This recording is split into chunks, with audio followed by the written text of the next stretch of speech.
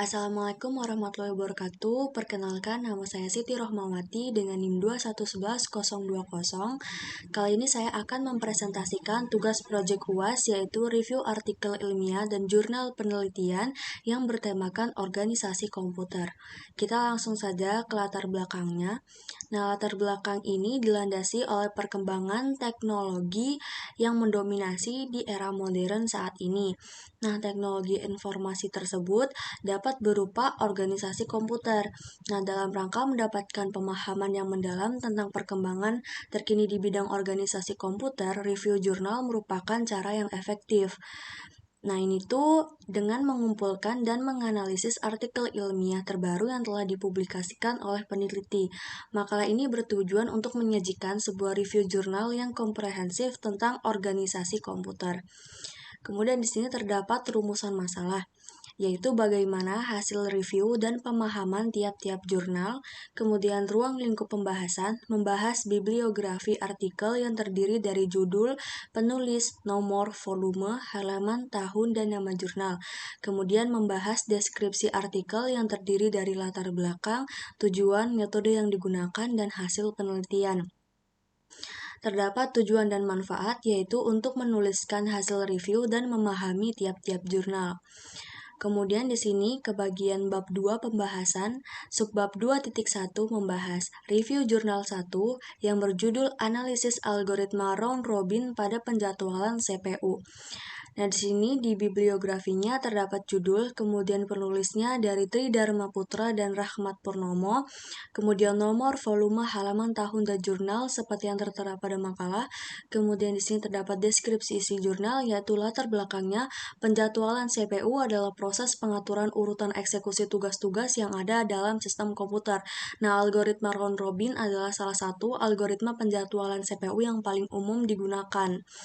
Bekerja dengan memberikan waktu eksekusi yang sama kepada setiap tugas dalam antrian. Kemudian di sini terdapat tujuan. Tujuan penelitian ini adalah untuk menganalisis dan membandingkan kinerja algoritma penjadwalan CPU round robin dengan menggunakan waktu kuantum yang berbeda.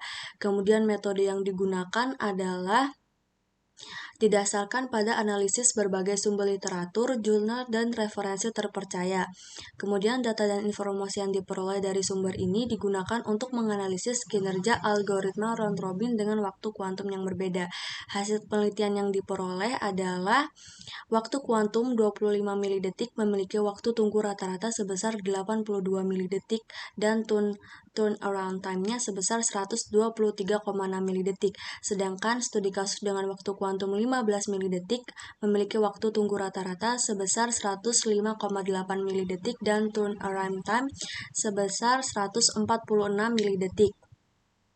Dapat disimpulkan bahwa waktu kuantum 25 milidetik lebih efisien dalam hal waktu tunggu rata-rata dan turnaround time-nya. Nah, kemudian di sini subbab 2.2 yaitu review jurnal kedua, analisis penggunaan memori sistem pada migrasi aplikasi dalam Linux Container atau LXD menggunakan LXD API. Nah, kemudian di sini terdapat judul, penulisnya dari Amalia Intan Safura, Aditya Swijatjarto, dan Avon Budiono. Kemudian nomor, volume, halaman, tahun, dan jurnal seperti yang tertera pada makalah. Deskripsi dari isi jurnalnya yaitu latar belakang adanya kebutuhan untuk melakukan migrasi aplikasi dalam LXD dari satu host ke host lainnya menggunakan LXD API. Migrasi ini penting untuk meminimalisir hilangnya data dan aplikasi yang dibutuhkan oleh pengguna. Kemudian tujuannya yaitu untuk menganalisis penggunaan memori sistem pada proses migrasi aplikasi dalam LXD menggunakan LXD API. Kemudian metode yang digunakan dalam penelitian ini adalah metode eksperimental. Penelitian ini dilakukan dengan melakukan pengujian sistem menggunakan simulasi pengujian pada virtual machine dengan sistem operasi Linux Ubuntu. Pengujian dilakukan dengan mengimplementasikan proses migrasi aplikasi dalam LXD menggunakan LXD API. Nah, selama pengujian, penggunaan memori sistem diukur dan dianalisis pada saat dilakukan migrasi aplikasi dalam LXD. Kemudian hasil penelitian yang diperoleh yaitu bahwa penggunaan memori sistem saat proses migrasi aplikasi dalam LXD menggunakan LXD API cenderung stabil. Pada penggunaan memori RAM, perubahan core tidak mempengaruhi secara signifikan penggunaan memori saat migrasi berlangsung. Namun, penggunaan memori swap bergantung pada kemampuan memori RAM saat menyimpan data, sehingga penggunaan memori swap dapat mempengaruhi penggunaan memori RAM. Kemudian kita lanjut 2.3 review jurnal 3 sistem pendukung keputusan pemilihan sistem operasi Windows pada desktop dengan menggunakan metode analytical hierarchy process. Kemudian di sini terdapat bibliografinya yaitu judul, penulis dari Daning Nur Sulistiyowati, Imam Budiawan, dan Dwi Arum Ningtyas. Kemudian nomor, volume, halaman, tahun, dan jurnal seperti yang tertera pada makalah. Kemudian deskripsi isi jurnalnya yaitu latar belakang. Dalam era teknologi informasi yang terus berkembang, pemilihan sistem operasi yang tepat sangat penting untuk memastikan kinerja yang optimal dan keamanan data. Nah, Windows adalah salah satu sistem operasi yang paling populer dan banyak digunakan di seluruh dunia. Namun, dengan berbagai versi Windows yang tersedia, pengguna seringkali bingung dalam memilih versi yang paling sesuai dengan kebutuhan mereka. Untuk itu, tujuan dari penelitian ini adalah untuk memudahkan dalam pemilihan sistem operasi Windows yang sesuai dengan kebutuhan pelajar maupun mahasiswa dengan membandingkan fitur-fitur yang ada. Nah, metode yang digunakan yaitu AHP, sistem penunjukan keputusan SPK. Dengan metode AHP dapat digunakan dalam pengambilan keputusan untuk permasalahan yang dihadapi dalam memilih sistem operasi Windows dengan memberikan kriteria dan alternatif. Kemudian hasil penelitiannya yaitu menggunakan metode analytical hierarchy process diperoleh hasil Windows 10 lah yang paling diminati responden dengan presentasi sebesar 38%. Di tempat kedua yaitu Windows 7 sebesar 34%. Pada posisi terakhir yaitu Windows 8 dengan presentasi 28%.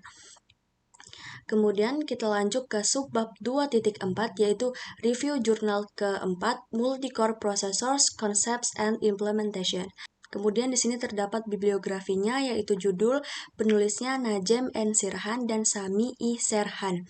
Kemudian di sini nomor, volume, halaman, tahun, dan jurnal seperti yang tertera pada makalah. Kemudian deskripsi isi jurnalnya yaitu latar belakang. Nah, latar belakang penelitian ini didasari oleh beberapa masalah yang terjadi, yaitu masalah pertama adalah komunikasi antara prosesor inti dan memori utama dalam lingkungan prosesor multicore karena setiap prosesor inti memiliki memori sendiri dalam model memori terdistribusi. Salinan data mungkin tidak selalu merupakan versi terbaru yang akan menghasilkan koherensi cache bermasalah.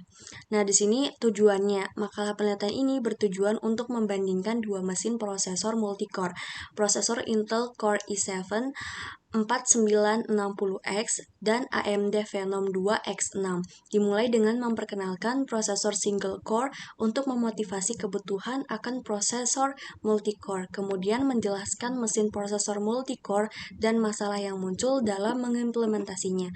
Nah, metode yang digunakan adalah metode dengan membandingkan prosesor Intel Core i7 dan AMD Phenom 2, dimulai dengan menjelaskan bagaimana prosesor, kinerja, dan prosesor diukur. Kemudian dengan mencantumkan spesifikasi teknis yang paling penting dan relevan untuk perbandingan. Setelah itu menjalankan perbandingan dengan menggunakan metrik yang berbeda seperti daya, penggunaan teknologi hybrid threading, frekuensi operasi, dan lainnya. Kemudian di sini terdapat hasil penelitian.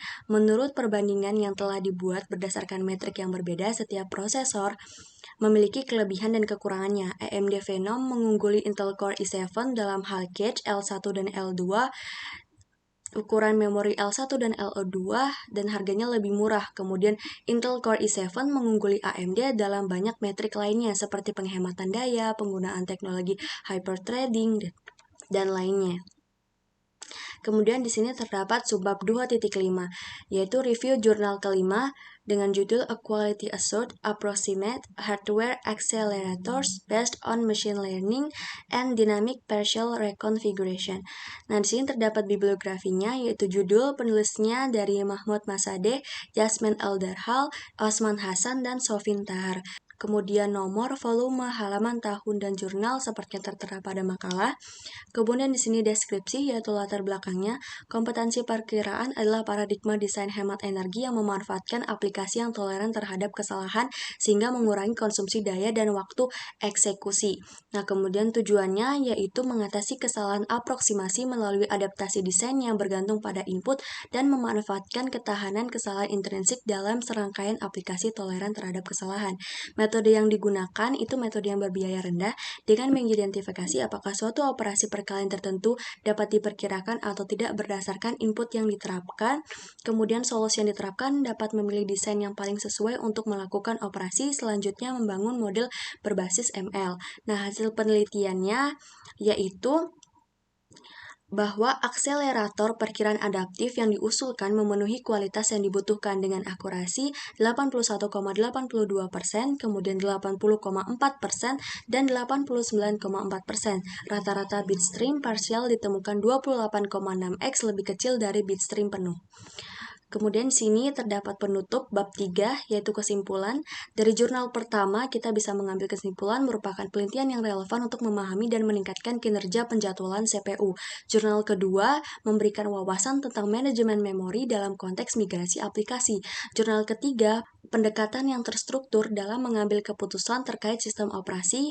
Jurnal keempat memahami arsitektur dan teknologi terkini dalam pengembangan prosesor multicore.